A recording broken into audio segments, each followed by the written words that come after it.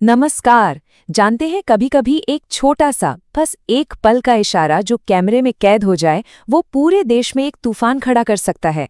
आज हम एक ऐसी ही घटना की पड़ताल कर रहे हैं, एक सरकारी समारोह जिसने भारत में गरिमा, संस्कृति और राजनीति पर एक राष्ट्रव्यापी बहस छेड़ दी।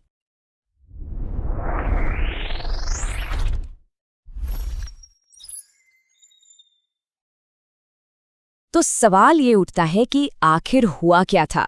कैसे एक पब्लिक फंक्शन का एक छोटा सा मोमेंट एक नेशनल कंट्रोवर्सी बन गया? चलिए इसी को समझते हैं। तो इस पर जो रिएक्शन हुआ उसे समझने के लिए सबसे पहले ये जानना जरूरी है कि आखिर उस दिन हुआ क्या था। तो सब कुछ शुरू हुआ एक सरकारी कार्यक्रम से। मौका था नए इंजीनियर्स को अपॉइंटमेंट लेटर्स देने का। जब मुख्यमंत्री डॉक्टर नुसरत परवीन से मिले तो वहां एक कह सकते हैं एक अप्रत्याशित बातचीत हुई, और इसी बातचीत से वो पल निकला जिसकी गूंज पूरे देश में सुनाई दी। लेकिन देखिए, इस पब्लिक इवेंट का एक बहुत ही पर्सनल साइड भी था। डॉक्टर परवीन जो उस मंच पर मौजूद थीं, उनके लिए ये सिर्फ एक पल नहीं था, बल्कि ये उनकी जिंदगी का एक बहुत बड़ा मोड़ साबित हुआ। उनकी प्रतिक्रिया कितनी गहरी थी, इसका अंदाजा इसी बात से लगाया जा सकता है कि वो घटना के ठीक अगले दिन ही अपने घर कोलकाता लौट गईं। और ये तब हुआ जब उन्हें सिर्फ 5 दिन बाद अपनी नई सरकारी नौकरी ज्वाइन करनी थी। मतलब उन्होंने वो नौकरी ही छोड़ दी। अब देखिए, उन्होंने ये तो नहीं कहा कि जो हुआ वो जानबूझकर किया गया था, लेकिन जो बात उन्हें सबसे ज्यादा चुभी वो थी पब्लिक ह्यूमिलिएशन की फीलिंग। और ऊपर से भीड़ की हंसी उसने इस अपमान को और भी गहरा कर दिया। ये समझना भी जरूरी है कि ये सिर्फ कपड़े के एक टुकड़े का मामला नहीं था। डॉक्टर परवीन स्कूल से लेकर कॉलेज तक हिजाब पहनती आई थीं। कभी कोई दिक्कत नहीं हुई। वो इसे अपनी संस्कृति का हिस्सा मानती हैं। और इस घटना का असर इतना गहरा था कि उन्होंने अपनी नौकरी ज्वाइन करने का इरादा ही छोड़ दिया।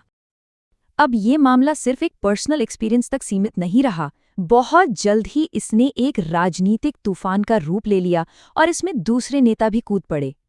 जैसे यूपी के मंत्री संजय निषाद का यह बयान, जो शायद बचाव में दिया गया था, लेकिन इसने तो जैसे आग में घी डालने का काम कर दिया। इससे पता चलता है कि ये बातचीत कितनी तेजी से एस्केलेट हुई और कैसे इसने पूरी तरह से एक पॉलिटिकल रंग ले लिया।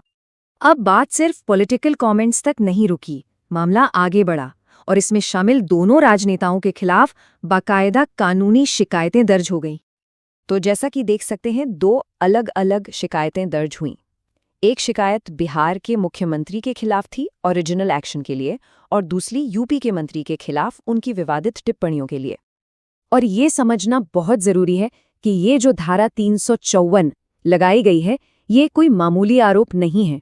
ये धारा सीधे तौर पर एक महिला की गरिमा, उसकी मॉडेस्टी को भंग करने जैसे गंभीर मामले से जुड़ी है।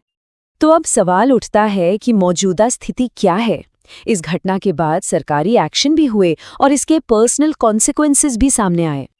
इस पूरे विवाद के बाद एक बड़ा बदलाव देखने को मिला। मुख्यमंत्री के जो बाद के कार्यक्रम हुए, उनमें अचानक मीडिया की एंट्री पर रोक लगा दी गई। इन इवेंट्स को सोशल मीडिया पर लाइव स्ट्रीम भी नहीं किया गया, जो कि आमतौर पर होता था। तो ये एक तरह से पब्लिक नैरेटिव को कंट्रोल करने की कोशिश थी। और ये सब हमें वापस कहानी के ह्यूमन एलिमेंट पर ले आता है। एक तरफ जहां पॉलिटिकल डिबेट्स चल रही हैं, वहीं डॉक्टर परवीन पर इसका जो व्यक्तिगत असर हुआ वो अब भी जारी है। और आखिर में ये पूरी घटना हमें एक बहुत ही बुनियादी सवाल पर लाके खड़ा कर देती है। एक सांस्कृतिक इशारे और किसी की गरिमा के अपमान के बीच की वो पतली सी रेखा आखिर कहाँ है? पब्लिक लाइफ में किसी के इरादे ज्यादा मायने रखते हैं या उसके एक्शन का असर? ये एक ऐसा सवाल है जिसका कोई आसान जवाब तो नहीं है, पर इस पर बातचीत होना बहुत जरूरी है।